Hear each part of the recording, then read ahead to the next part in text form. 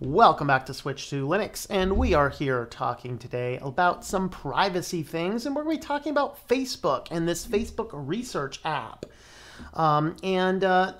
This is an interesting story. I first saw this just a couple days ago when TechCrunch did a report on this, and I was going to make my way into the news on Friday, but there's just been so many developments with it, and it's so interesting, and it's so hot right now that I really want to take some time to talk about what's going on here, what is this, and what is the controversy, and all this kind of stuff. So, of course, as we know, Facebook is just this data-hungry beast that there is no contending with. And this is why I completely, not only do I not use Facebook, I completely block it entirely across my entire network. And at the end of the video, we're going to tell you how you can get that done. All right. Because even if you don't have Facebook, any website that has a Facebook tracking cookie, any website that has a Facebook like button or a share button, anything connected in any way to Facebook, they are tracking the IPs and putting together information about who is behind it. And so the best thing to do is simply block it all. So I block everything dealing with the Facebook tracking pixels. All the Facebook's way of tracking people around the web cannot be done in my network at all, period. It's completely blocked at the router level. Now, if I need to access it, like for a client or something, I can bypass my bypass my block list. My computers have the capability to do that. You just need to change your DNS settings. But yeah, that's a topic for another day. But today, what is going on? Well, it started with TechCrunch releasing this article just about a day and a half ago. And this came out as saying that Facebook pays teens to install a VPN that spies on them. So if you remember, I forgot to looked up the name of it. Facebook had a VPN. And if you just type in Facebook VPN into an internet search engine, you will find it.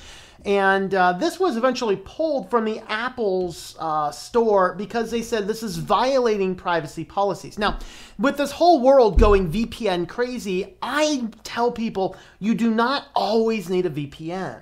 And what has happened is become a fad commodity. Now, there are absolutely legitimate reasons to have a VPN, which is why I have some affiliate links, which I'm not going to talk about in this one here. I'm not here to sell VPNs today.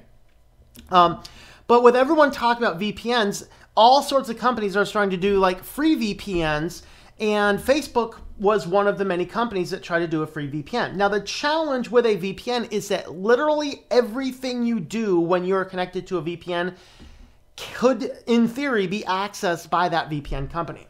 So when Facebook is releasing a VPN, it wasn't to keep your data safe. It was to give all of your data carte blanche to Facebook, because it's going to force every bit of your data, whether or not it's connected to Facebook, to run through Facebook servers and allow them to do information with it. And that was Facebook, and the fact that they are a data collecting and a data selling company, or data leasing company probably would be the better way to point it. Apple actually pulled their access to run that VPN in the store. And this ended up happening a couple years ago, this situation here, which started as a thing called Project Atlas, which is a data collection tool that Facebook wanted to figure out how to get more data. And so literally this is kind of what led to them having this VPN that was just a VPN. But this app here isn't specifically a VPN. It was just an app that would sit there and collect literally everything on your phone. You are giving Facebook the full ability and access to collect your call logs, your texting logs, whether those texts were on a Facebook, a messenger app, or just an SMS, or any other platform. Every website you go to, the photos in your system, literally everything about your phone. And this was specifically targeting mostly teenagers, but the technical demographic range was 13 to 35. And they were utilizing a series of ads through some of their channels and through some other channels as well to push this. And what they were doing is they were offering people a $20 a month gift cards for installing this application on their device. Now, this was iOS and this was Android. Now, the challenge that they ran into, and actually that's gonna jump ahead if I do that right now. We'll get to that in a minute. So basically, you would install this on your device and you would effectively give complete access to Facebook to everything on your device. And with this happening, when it was targeted towards kids, who was really the demographic that they wanted, all right, then they said, hey, you need to get your parents' permission and in theory have some type of parental consent form. But the question is, was there actually any parental consent form that was sent out? And that was kind of what is at stake here. So did they actually verify these parental consent forms? That's one of these issues. Now, there is another potential legal issue with Facebook having all of this data. And that is, in many states, like where I'm at in Pennsylvania, there is what we have is we call a two-party consent law. Now, Facebook collecting all of this data may or may not be actually collecting the transmission. They are definitely collecting the metadata. They may or may not be collecting the information. But if they are collecting the information and one of those parties consented, but the other party did not, Facebook is opening themselves up to a massive wiretapping suit because states do have two-party consent, meaning that everybody on that line of communication must be aware if data and information is being logged, stored, and collected. All right. So I'd be interesting to see if there's any lawyers out there that would like to comment on that a little bit further. But now we have this issue of collecting data. We have the issue of the parental consent form. But then what ended up happening this week also, actually this came out last week first, is that Zuckerberg came out and he said, well, now we're going to connect all of these interworking apps. So Instagram, Facebook Messenger, and WhatsApp, he wants to back connect them all.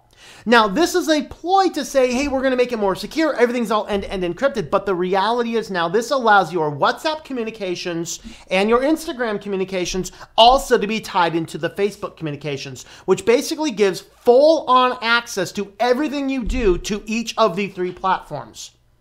Okay, it's a mutual sharing between all of these separate platforms, which, by the way, is exactly what Zuckerberg said he was not ever going to do a couple years ago when they bought Instagram and when they bought WhatsApp, that they would completely run separately. But this allows them to start collecting more data. So this information from TechCrunch came out where it came out that they were offering teenagers up to $20 per month in gift cards, all for the access of giving them full-on access, which included not only all those things we talked about, but they also said, hey, there's questionnaires we want you to answer.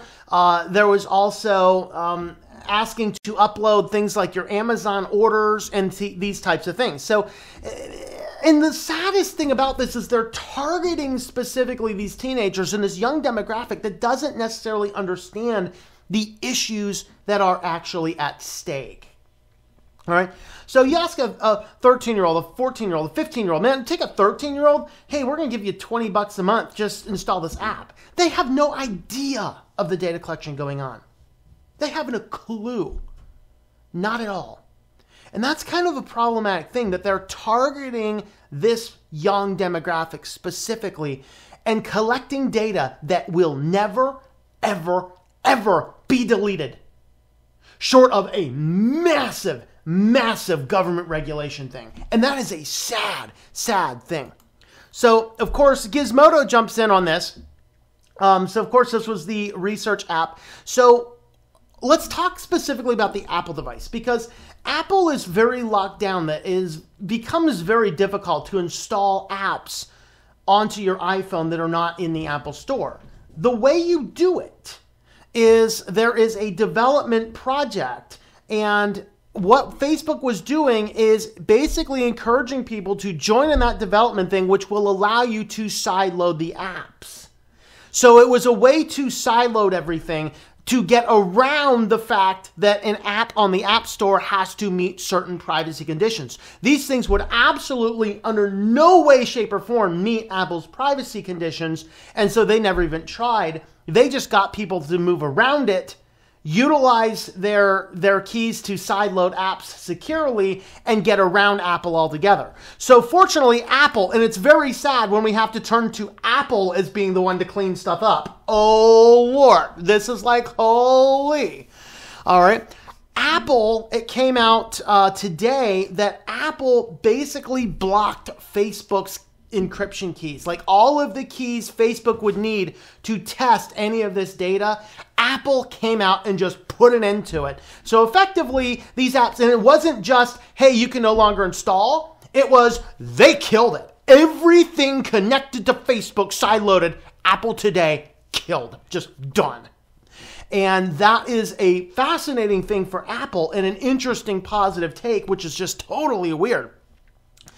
And so this tool was specifically targeting people who do not understand the difference with the little carrots of gift cards, all to collect every single thing about them, everything they're doing, and potential third-party communications. Effectively, Facebook has just turned your children into prostitutes. How does that make you feel, parents? You should get off of Facebook and you should block it. So how do you do that?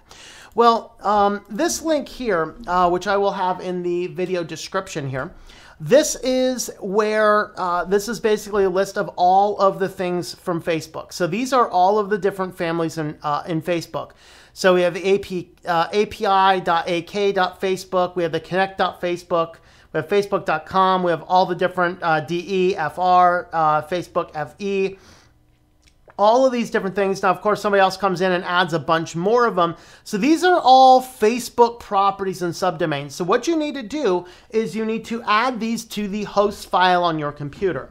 So on a Windows computer, you want to go into Windows System 32 Drivers Etsy, and then you're going to want to search for the file called hosts. Now, when you find online instructions for how to do this, that misses a step. You have to go first on Windows into your folder properties and make sure that you are showing extensions for known file types. Because if you try and edit your host file, it's not going to edit the host file. It's going to create a copy of your host file, hosts.txt, which you don't want. You want to turn that on so it will save it as host file. Put these underneath the existing lines of code in there, and this is going to block Facebook on that device. All right. On a Linux and on a Mac, you can run from a terminal, sudo nano space /Etsy/hosts. And then that's going to allow you to edit it, copy this, paste it into that, save that file, and then restart the browser, and that's going to block all your Facebook properties. Now, if you're using something like a customized router, like I have this dropped in on the file on the block list on that. You can also use Pi-hole or NoTrack and add these to the custom block lists there, which is going to do it if you want full network access. If you are running Lineage on your phone, you can actually push this to the host file on your phone as well, which I have done. And so all of those Facebook things are blocked on my device as well. I highly, highly encourage you to block your hosts, block Facebook properties in your host file to prevent Facebook from tracking you. Because just because you do not use Facebook does not mean Facebook is not collecting your data. This is a serious problem that the company needs shut down. The directors need thrown in jail. But you know what? It ain't going to happen. So the best you can do is you can protect yourself. You can protect your families. If you got children, you make sure this app is not installed on their device. You talk to them about the serious consequences of giving this much data to some big company. For your networks, go ahead and push these out to block everything on the network. This is the very best thing that you can do. So leave me your thoughts in the comments down below. Thank you for making it to the end of this Switch to Linux video. You can have a look at another video right on over here. Don't forget to subscribe to the channel or to Think Life Media, which is my own personal support page. Thank you for watching, and I hope that you enjoy switching to Linux.